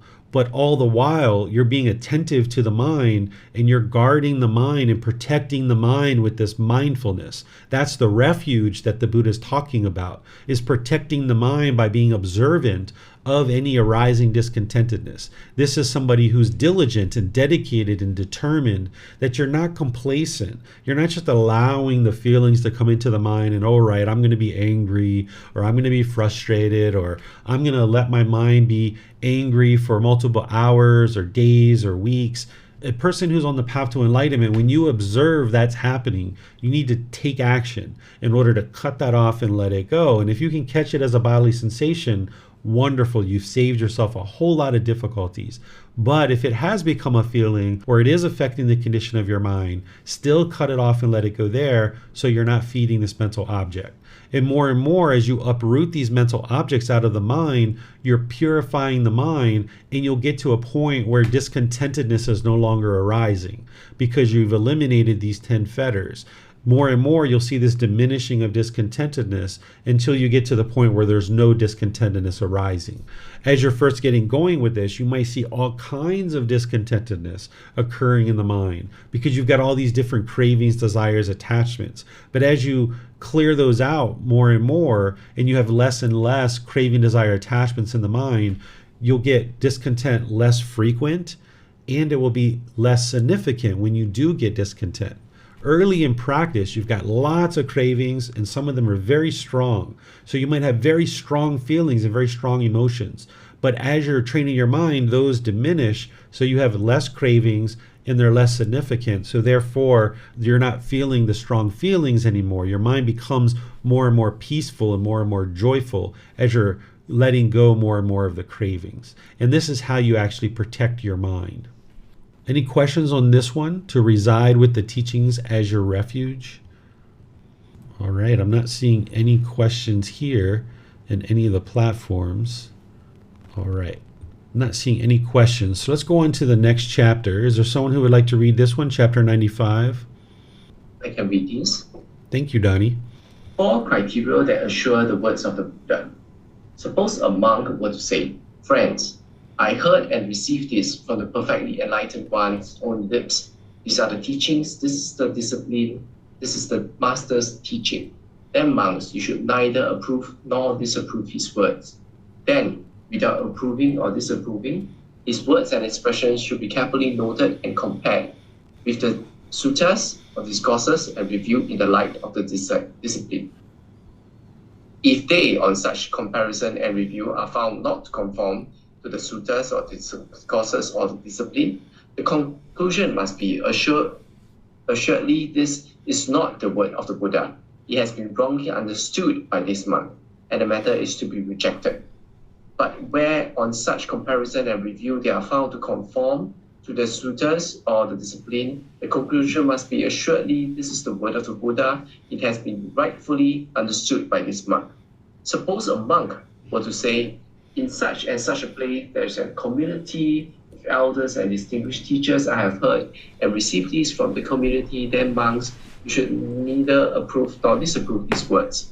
Suppose a monk were to say, in such and such a place, there are many the elders who are learned, bearers of the tradition, who know the teachings, the discipline, the training guidance. Suppose a monk were to say, in such and such a place, there is one elder who is learned. I have heard and received this from the elder. But where on such comparison and review they have found to conform to the sutras, discourse, and the discipline, and then the conclusion must be, assuredly this is the word of the Buddha. It has been rightfully understood by this monk. Okay, thank you, Donnie. So essentially what the Buddha is getting to is what I share is don't believe anything, right? Don't believe the teachings. Don't believe me when I'm talking to you. Don't believe the books. And he talks in other teachings where he talks about don't believe texts. And he says, don't believe any of this stuff. That instead you consult his own words, because over the course of time, like, he was aware that there's this universal truth of impermanence and people were going to be changing his teachings. He knew that. So he encouraged people to look and compare what this person says to the original words that he shared. And if they're different, then you should reject that, right? But if they match to what he said, he says, okay, this is the teachings of the Buddha. And now, even with that, he teaches in other teachings to not believe that, to investigate his teachings and examine them. So you learn, reflect, and practice. This is what cultivates your wisdom, and this is what's going to lead to enlightenment. By going back to the original words, not believing them, learn, reflect, and practice. Any questions on this one? All right, I'm not seeing any questions here. I'm not sure if Facebook is still live streaming for those of you guys that might be hearing this. I guess if you're hearing this on Facebook, it might be working, but it looks like it's all locked up on my side. I'm not sure that it's still working. All right, so we have chapter 96. Is there someone who would like to read this one? Okay, I can go ahead and read this one for you guys. So chapter 96, it's titled The Supreme Honor and Respect. Ananda, prepare me a bed between these twin sala trees, with my head to the north. I am sleepy and would like to lie down. Ananda, these sal trees have burst forth into an abundance of untimely blossoms, which fell upon the Tathagata's body, sprinkling it and covering it in homage or respect. Divine coral tree flowers fell from the sky. Divine sandalwood powder fell from the sky, sprinkling and covering the Tathagata's body in homage or respect. Divine music and song sound from the sky in homage, respect to the Tathagata. Never before has the Tathagata been so honored, respected, appreciated, admired, and adored. And yet, Ananda, whatever male or female ordained practitioner, male or female household practitioner resides practicing the teachings properly and perfectly fulfills the way of the teachings, he or she honors the Tathagata, has deep respect and appreciates him, and pays the supreme homage or respect. Therefore, Ananda, we will reside practicing the teachings properly and perfectly fulfill the way of the teachings. This must be your goal and objective. So here, what's being described by Ananda, because Ananda is the one who's really credited with preserving the teachings in such clarity, because even though he hadn't got to enlightenment throughout the life of the Buddha, he surely made progress. And part of that progress is you have this concentration and focus and clarity of mind and deep memory, that by the time the Buddha dies and they start writing the teachings down 3 months afterwards, it's Ananda who is recounting a lot of the teachings. Even though there's 500 people in attendance at this first Buddhist council to write down the teachings of the Buddha, Ananda is accredited with having preserved the teachings in his mind the most accurately. So a lot of the discourses and teachings that you see, Ananda is represented in them because he's the one who's recounting them. And he is recounting this miracle that has occurred. The Buddha didn't perform this miracle. This is performed by heavenly beings or by God that performed this miracle, where these flowers blossom in an untimely period of time. There's this sprinkling of flowers from the sky. There's this sandalwood powder. There's this music from the sky. This is a great honor and respect to the Buddha. But the Buddha uses this as an opportunity to direct the mind of his students towards what is the real way to respect and honor him, which is to learn and practice his teachings. You know, you would think that this great miracle performed, and then somebody might be, yeah, look at me, I'm so great. You know, I've got this miracle that's being performed around me. But that would be somebody with conceit, right? And somebody who is getting to enlightenment and has achieved enlightenment, and particularly a fully perfectly enlightened Buddha, they're not going to have ego. They're not going to have conceit. They're not going to be prideful when this amazing miracle occurs. Instead, he uses it as a way to help his students realize that the real true way to honor and respect him is to learn and practice his teachings, because that's what ensures the teachings continue in the world. And he's sharing that with Ananda here. And I imagine there was probably other people around too. It wasn't just Ananda, but he's talking to Ananda in this situation. Any questions on this one? All right. I'm not seeing any hands or any questions. This is chapter 97. Is there someone who would like to read this one? A reading. Thank you, Donnie. Teachings and discipline will be your teacher. Ananda, it may be that you will think, the teacher's instruction has ceased. Now we have no teacher. It should not be seen like this, Ananda. For what I have taught and explained to you as teachings and discipline will, at my passing, be your teacher. Now, monks, I declare to you, all conditioned things are of a nature to decay, strive on untiredly. These were the Tathagata's last words. Okay, thank you, Donnie. So here, this is a shorter version of something we have already studied previously in this class, where the Buddha is just pointing to his teachings and saying essentially that you don't need this body to be here with you in order to learn and practice these teachings. This being the Buddha, he awoke at the age of 35. He dies at the age of 80. So he shares his teachings for 45 years. Once he dies, his teachings are there for everybody to be able to get to enlightenment. They don't need him any longer because there's all these enlightened beings around that should be able to help people get to enlightenment. So he uses his very last words to be a teaching that is the very first teaching on the path to enlightenment. He must have been wise enough to know and know many things, but he must have been wise enough to know that his last words were going to be captured and that people would know what he taught as his last words. His last words were the very first teaching that you would need in order to get to enlightenment, which is an understanding of the universal truth of impermanence. Without understanding the universal truth of impermanence, you would never have any opportunity to get to enlightenment ever, because that's a very fundamental and basic teaching that you would need to know and understand. So here, he's making sure that he uses even his last breath to make sure that he delivers a teaching that can be helpful. He's not moaning. He's not sorrowful that he's going to die. He already knew he's going to die. He's impermanent. He knows that. His mind isn't afraid of death. He's not grieving that he's going to die. He knows the exact moment that he's going to die. So he delivers this last teaching, and then he lays down and he dies. And his last words were, "Now, monks, I declare to you, all conditioned things are of a nature to decay, strive on untiringly." So what he's basically saying is anything that arises is going to change and fade away. His body himself, as a Buddha, is subject to the universal truth of impermanence, that because he was born, there needs to be this death. But strive on untiringly. Keep working, keep being diligent. Don't be complacent so that you can get to this enlightened mental state. Because once a Buddha dies, they're never going to be reborn again. The same as an enlightened being is once you get to enlightenment, you're never going to be coming back into the world to experience the grief and misery and despair and displeasure that you've experienced at different times in your life. Surely there's many wonderful things about life that we all enjoy, and we should enjoy those things. And as you get to enlightenment, you're actually going to enjoy life a whole lot more than you ever did in the unenlightened state, because you're never going to be experiencing those discontent feelings.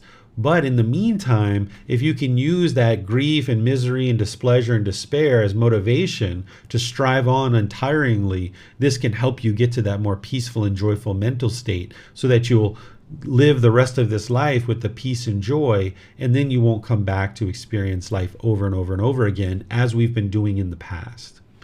Any questions on this chapter? Okay, it looks like Facebook is back for me. Okay, yes, I see, Jacqueline, you're saying it's been working. Okay. Yeah, on my side it was locked up, but obviously it's still working, so that's great. All right, let's see. Okay, Donnie was saying Facebook is working as well. Excellent. All right, so let's go to the next chapter, because I'm not seeing any questions here. And notice here as I'm scrolling through that there's a lot of content here for you guys to learn, right? There's this basically 2 paragraphs or maybe 3 or 4 sentences here in the words of the Buddha. But I'm using this as an opportunity to teach you many different things. So using my words here, I'm teaching you about final enlightenment or final nibbana. I'm sharing with you, what happens at death. After we die, does the body become soil to the earth? What happens to the mind upon death? If someone attains enlightenment, what happens to the mind? Does it disappear? Is the mind or the soul and spirit the same thing? So you can be learning lots of different things, and it's important that you read these chapters ahead of time or after class, because I don't have time in this class to cover every single thing that I put in the book. So be sure that you're reading these chapters, not only the words of the Buddha, but what I'm sharing with you as well, to help you further understand what the Buddha is teaching. And then we've got chapter 98 here. Is there someone who would like to read that? I can read that. Thank you, Donnie. 4 places which should arouse confidence in the dedicated. Venerable Sir, formerly monks who had spent reigns in various places used to come to see the Tathagata, and we used to welcome them so that such well-trained monks might see you and pay their respects. But with the perfectly enlightened ones passing, we shall no longer have a chance to do this. Ananda, there are 4 places the sight of which should arouse confidence in the dedicated. Which are they? Here the Tathagata was born is the first. Here the Tathagata attained supreme enlightenment is the second. Here the Tathagata set in motion the wheels of the teaching or Dharma wheel is the third. Here the Tathagata attained final enlightenment, final nibbana, death of physical body for an enlightened being, without reminder is the fourth. And Ananda, the dedicated male and female ordained practitioners, male and female household practitioners will visit those places. And any who dies while making the pilgrimage to these shrines with a devout, committed heart will, at the breaking up of the body after death, be reborn in an heavenly world. Okay, thank you, Donnie. So here the Ananda was talking to the Buddha leading up to his death, and he was asking him, he's like, all these people are coming to see you from all over the place. Now that you die and you're no longer here and they can't pay their respect to you, how should we take care of these people who are coming to see you, that you've been impactful in their life and you've helped these people throughout your life? When they come to see you, you're no longer going to be here. What should we do? And the Buddha is saying, okay, there's these 4 places that you can visit that will arise this dedication in your mind. And he gives these 4 places: where he was born, where he attained enlightenment, where he delivered his very first teaching, and where he actually died. These are the 4 places that he says that you could visit to arise dedication. And those places are actually marked in Nepal and India. He was born in Nepal. He attained enlightenment in India, which we call India. Of course, back then it wasn't Nepal and India. He delivered his first discourse in what we call India, and he died in where we call India.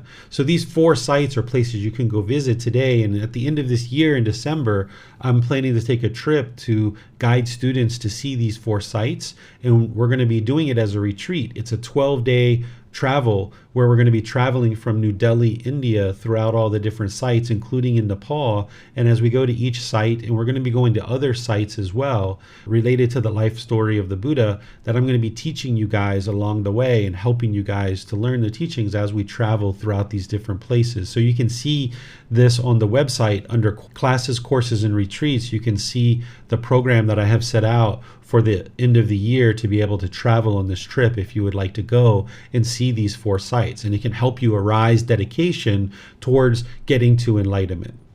Are there any questions on this chapter? I see, Donna, you've got a hand up.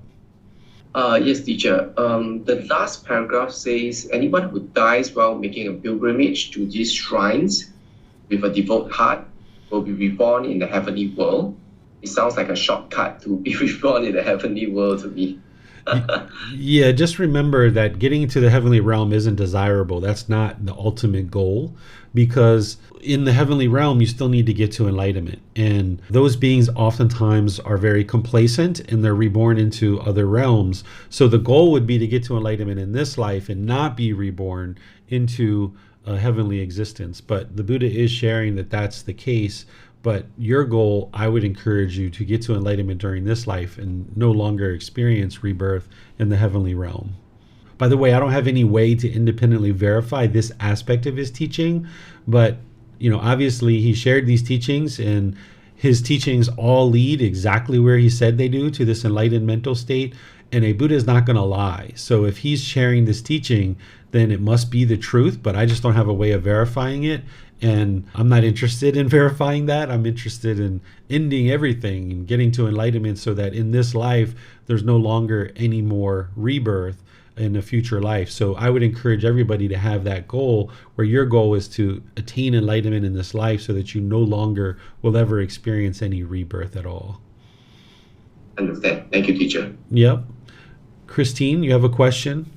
Yes, sir. I have a question on these special places, because in my own experience, I found that whenever I go to a temple and I hear the chanting, or it's not only Buddhist temples, or if I go to a graveyard here in Germany, or if I go to the church, these kind of places, I go there and I cannot understand it and I cannot explain it, but maybe the teachings can. Whenever I go there, I get so deeply moved that I almost have to fight not to have tears coming out of my eyes. And I don't understand why. It's just happening. Mm-hmm. And I understand that this cannot change anything for me to go there, but it doesn't make me enlightened to go to a graveyard, but something is happening there and I don't know what. And it's not sadness, mm-hmm. needs to be added. Yeah, there's some craving, desire, attachment there, if there's something going on in the mind with discontentedness. But keep in mind that the body can cry without the mind being discontent. So you can observe this, that the bodily actions and the mind are two different things. We typically associate crying with sadness, or maybe happiness or joy too, right? That the body can cry in that situation. But I've also observed how this body of mine has cried in situations where the mind is completely peaceful and there's nothing in the mind whatsoever and it's just completely peaceful. So this is where you can see the separation between the body and the mind, that these are two separate things, that crying is not an emotion. Crying is a bodily action, typically associated with emotion, but not always, because of impermanence, right? It's not always due to emotion.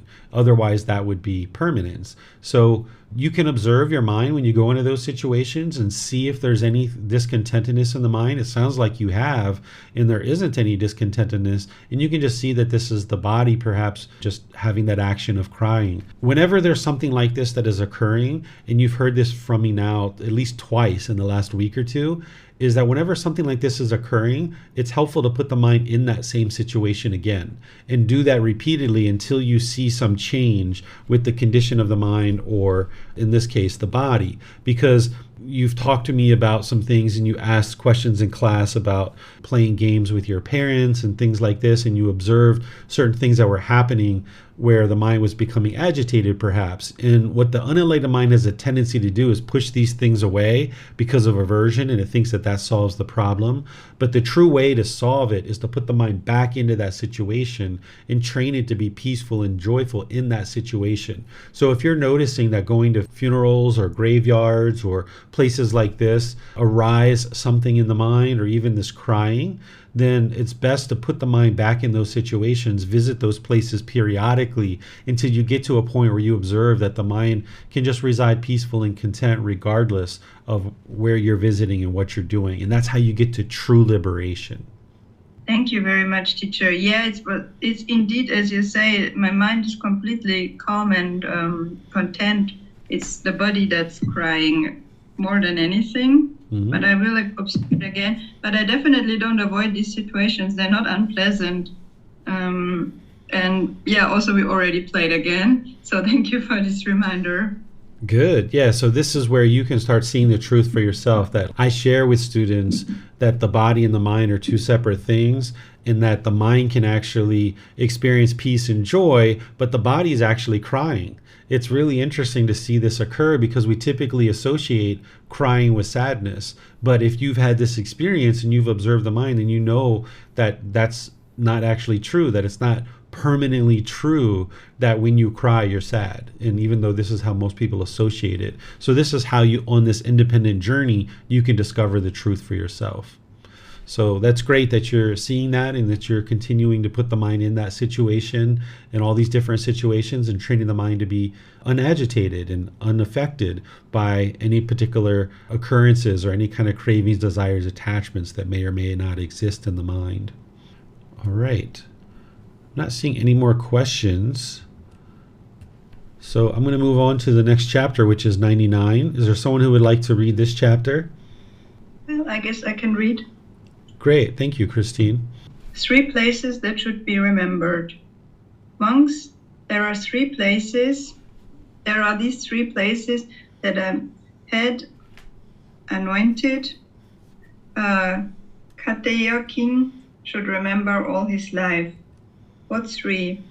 The first is the place where he was born. The second is the place where he was head anointed Kateya king. Sorry for the stumbling. And the third is the place where, having triumphed in battle, he emerged victorious and settled at the head of the battlefield. These are the 3 places that a head anointed Kateya king should remember all his life. Okay, thank you. So the Buddha used to teach people at all levels of society. A Buddha doesn't look at society as having levels, although the way that we typically look at society is, there's different levels of society, but a Buddha is going to treat all beings equally. So the Buddha taught people who were commoners and who were working in the fields and who were having everyday challenges of common people, but he also taught nobility and kings and people like this as well. And these Katiya, this group of people called Katiyas, during his lifetime, he talked about them frequently in his teachings because essentially they were a well-developed community of people who were enjoying a lot of prosperity, and they were well practicing the teachings. Even before the Buddha started sharing his teachings, they were practicing certain aspects of his teachings, and they were very prosperous and they got along very well within their community. So he would sometimes hold the Katiyas up as kind of an ideal society of people who were functioning in a way that would be very helpful for people to emulate the way that they practice in terms of the way they treat their elders and the way that they conduct themselves. So here he's teaching a Katiya king, and he's suggesting to him that he remembers these 3 things, that he remembers where he's born, where he was anointed as a king, and where he triumphed in battle. And where you can apply this to your life, and I explain this in the book, is that of course, it's really helpful to remember where you're born, because wherever you were born and you grew up, those people contributed to your upbringing, whether it was teachers or relatives or neighbors. These people contributed to helping you become a better and better person in life. So it's wise to remember where you were born, because should you ever get to enlightenment someday, perhaps you might be interested in returning to that place and helping people. If they are interested in learning a bit about the teachings, you would be able to help them and share with them. So it's wise to understand where you were born and be grateful and appreciative of the people who contributed to your life. And then likewise, here, in terms of knowing, for a king, where they're anointed as a king and where they triumphed in battle, what you can keep in mind is certain successes that you've had in life, whether it's in a personal situation or a professional situation. Remember those successes and remember the people who've contributed to those successes, because in order to be successful in life, either in your personal life or professional life, you need other people involved. You can't just live in a cave and be alone by yourself and live a very successful life. You would need to have other people involved in your life in terms of food and clothing and interacting with. Even if you're a business person, you're going to have certain customers, you're going to have partners, you're going to have coworkers and things like this who are contributing to your success.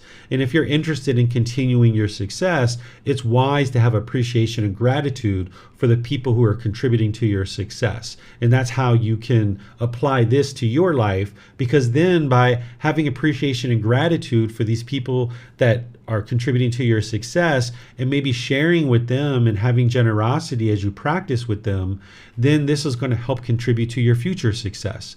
And this will help you to continue to grow in the world. Whereas if you didn't have appreciation and gratitude for the people that are helping you in life, those people aren't going to continue to be interested to help you because you don't have appreciation and gratitude. Therefore, you're not going to be able to experience as much success in your life. So where people are helping you, be sure to share your appreciation and gratitude through your words and your actions. And part of that can be potentially practicing generosity as you're helping them understand that you're appreciative and having gratitude for their help.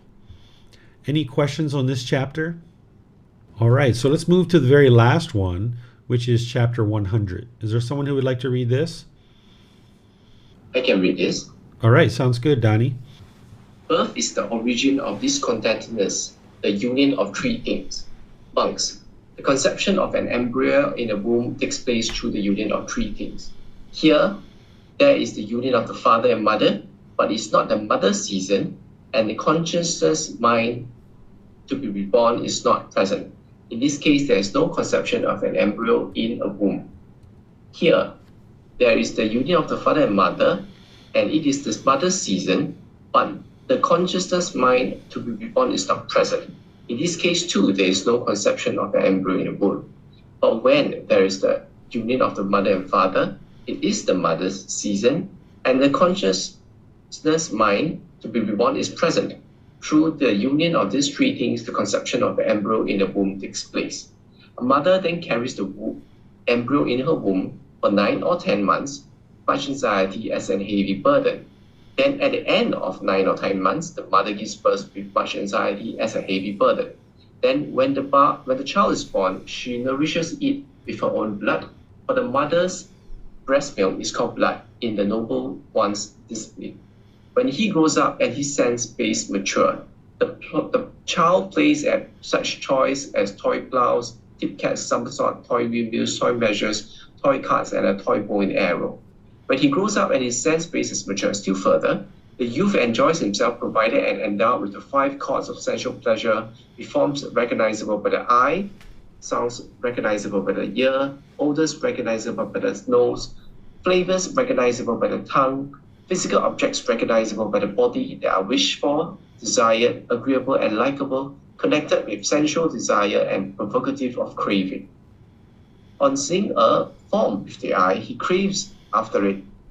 If it is pleasing, he dislikes it if it is unpleasing. He resides with the mindfulness of the body unestablished, with a limited mind, and he does not understand as it actually is the liberation of mind and liberation by wisdom, wherein those evil, unwholesome states cease without reminder. Engaged as he is in favoring and opposing, whatever feeling he feels, whatever pleasant or painful, or neither painful nor unpleasant, he delights in that feeling, welcomes it, and remains holding to it. And he does so, excitement arises in him. Now, excitement in feelings is clinging. With his clinging as condition, existence comes to be, as existence as condition, birth. With birth as condition, aging as death. Sorrow, grief, pain, displeasure, and despair come to be. Such is the origin of this whole mess of discontentedness. On hearing a sound with the ear, on smelling an odor with the nose, on tasting a flavor with the tongue, on touching a physical object with the body, on recognizing a mental object with the mind, he craves after it if it is pleasing, he dislikes it if it is unpleasing. He resides with mindfulness of the body unestablished, with a limited mind, and he does not understand as it actually is the liberation of mind and liberation by wisdom, wherein those evil, unwholesome states are eliminated without reminder. Engaged as he is in flavoring and opposing, whatever feeling he feels, whatever pleasant or painful or neither painful nor pleasant, he delights in that feeling, welcomes it, and remains holding to it. And he does so, excitement arises in him. Now excitement in feeling is clinging. With his clinging as condition, existence comes to be. With existence as condition, birth. With birth as condition, aging and death. Sorrow, grief, pain, displeasure, and despair come to be. Such is the origin of this whole mess of discontentedness. All right. Thank you, Donnie. So what the Buddha is describing here is how a being comes into the world and ultimately ends up in the unenlightened state with craving and clinging that leads to discontentedness. This first part, he's essentially describing conception and how that there needs to be 3 things that comes together in order to create a living being. And for us, we might say there needs to be an egg, a sperm, and then a consciousness. These are the 3 things that comes together. Here, the Buddha is talking about the union of the mother and father, that the mother needs to be in season and there needs to be a consciousness. So the union of the mother and father is the sexual intercourse that produces the sperm. The mother being in season is that the egg is coming out of the ovaries down into the womb. And then the third thing is the consciousness needs to come into existence. So this is how a being comes into existence. And we understand a lot more technical detail of this than they did 2,500 years ago. But the Buddha understood it to this degree, and he's describing it to this degree for the average person to understand. So essentially what he's describing is that a living being is formed at the time of conception. But there are some situations where an egg and a sperm come together, but a consciousness doesn't come to be. Because of impermanence, not every single egg and sperm results in a consciousness. And we see this when mothers have a baby that doesn't have a heartbeat or a consciousness, or the baby isn't viable, and we will typically terminate that pregnancy because it's dangerous for the mother's health to continue to carry that in her womb. So here the Buddha is describing that a being is coming into existence as a human being, that then there's birth and there's nourishment from the mother's milk, which the Buddha is calling blood. Then this child is maturing outside the womb, playing all these different toys. Then he's talking about how craving arises based on these 5 chords of central pleasure, that at some point as we've been born and we start growing up, we experience certain pleasant feelings based on our cravings, and now we cling to those pleasant feelings, wanting them to be permanent. And because of our mind is untrained and we don't have mindfulness established, our mind is going to continue to experience this discontentedness over and over and over again, because now we start forming this favoring and opposing. Because when there's craving in the mind, there are certain things that are agreeable to you, and there are certain things that are disagreeable to you. And because of those cravings, it's motivating this favoring and opposing. And this is all due to the craving, desire, attachment. And when you get what you want, you get pleasant feelings. When you don't get what you want, you get painful feelings. So when you get rid of craving, desire, attachment, there might be certain things that you prefer, but you can be peaceful and joyful and content no matter what. So right now, there might be certain foods that you really, really like, and there's other foods that you maybe dislike and you wouldn't eat those things. But by the time you get to enlightenment, you need to train the mind to not have this favoring and opposing, or this craving, this desire, where you have agreeable and disagreeable contact, where you can be peaceful and joyful regardless of those kinds of things. And he's essentially walking you through dependent origination, which is what we're going to be studying in Volume 5, Chapter 14. In Chapter 14 of Volume 5, he goes step by step in sharing with you dependent origination. Here, he's doing that in a bit more of a story format to be able to help you gradually see how a being comes to be and experiences these discontent feelings that we get in the mind through the various factors of dependent origination. And ultimately, he gets down to explaining how discontentedness comes to be. You'll see this laid out in Dependent Origination in Volume 5, Chapter 14. You're welcome to go there even now and start looking at that, because it takes you time to be able to learn and digest that. And then I'll share in there the words that I share as a story format to help you gradually understand dependent origination, because this is the highest, most ultimate truth of the Buddhist teachings. The Four Noble Truths is giving you a window into dependent origination. The Eightfold Path is helping you understand how to develop your practice and how that's going to lead to the ending of discontentedness. But it's the dependent origination that's explaining to you how this all comes to be. It's the highest, most ultimate truth, and it helps you understand the ignorance or unknowing of true reality as being the real primary problem in the unenlightened mind, and why cultivating wisdom is what's ultimately going to transform the mind and get to the point where the mind is enlightened. So this is what he's doing in this particular chapter, is helping you to see that in a more story format. And through training your mind, you can transform the mind and eradicate all the craving and clinging, thus eliminate discontentedness, ending this cycle of rebirth. Any questions on this particular chapter? This is the last one, chapter 100. All right, I'm not seeing any questions here on any of our platforms. So I'll just end today's class by thanking all of you for joining, and at the same time invite you to join for our future classes Next Saturday, we're going to be in chapters 101 to 110. So you can read those before and or after class, and you'll get much more out of the learning experience. Of course, you're always welcome to just come to class and learn here, but just understand that the books have a lot deeper level of detail that are going to be much more helpful and impactful to you than just purely what we're learning here in the class. This is more of a study group to help you come and learn things and get clarification to things that you're maybe already studying on your own. Tomorrow in the group learning program, it's chapter 13 of volume 1. And in this chapter, I'm going to be sharing with you a special ability, a special skill to help you eliminate craving, desire, attachment. What you typically learn as you're progressing on this path is that breathing, mindfulness, meditation, and generosity are these generalized teachings and generalized practice that you're doing to train the mind to eliminate craving, desire, attachment. You would need those two things, breathing, mindfulness, meditation, and generosity, to be underway in order to train the mind to eliminate craving, desire, attachment. But what I'm going to be teaching you tomorrow on Sunday is like going in with a surgical knife and surgically removing certain cravings, desires, attachments. And you would need to learn that ability to identify your cravings through analyzing the mind and then putting a plan in place to surgically remove some of these cravings, desires, attachments. You wouldn't be able to eliminate them with just breathing, mindfulness, meditation, and generosity, even though those things need to be well established and on board in order for you to eliminate craving, desire, attachment. What I'm going to be teaching you tomorrow is this ability to surgically go in and remove specific attachments. So I'm going to help you learn how to identify your attachments and then how to surgically go in and actually remove them. And then on Wednesday, we're going to be doing loving kindness meditation together.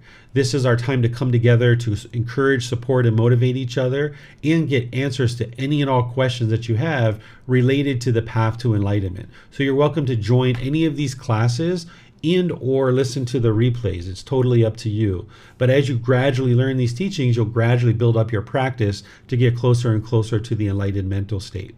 So thank you all for those of you guys that chose to read the chapters. I appreciate your help. Those of you guys that are asking questions and being diligent in your learning, wonderful. This is great for you. As any of you guys need any help, you know that you can post into the Facebook group. You can ask questions in these online classes. You can send a private message, or you can schedule personal guidance, and I'm pleased to help you that way as well. So have a very lovely and wonderful rest of your day. We'll see you guys in a future class. Take care. Sawadee Kap. Thank you for listening to this podcast. To provide support for this podcast, visit patreon.com/support Buddha. To access more teachings, visit buddhadailywisdom.com. There, you will discover a full range of courses, retreats, and online resources to assist you on the path to enlightenment. Remember to establish a daily, consistent meditation practice, along with learning and practicing these teachings. A well-developed meditation practice is the foundation in which to train the mind to attain enlightenment.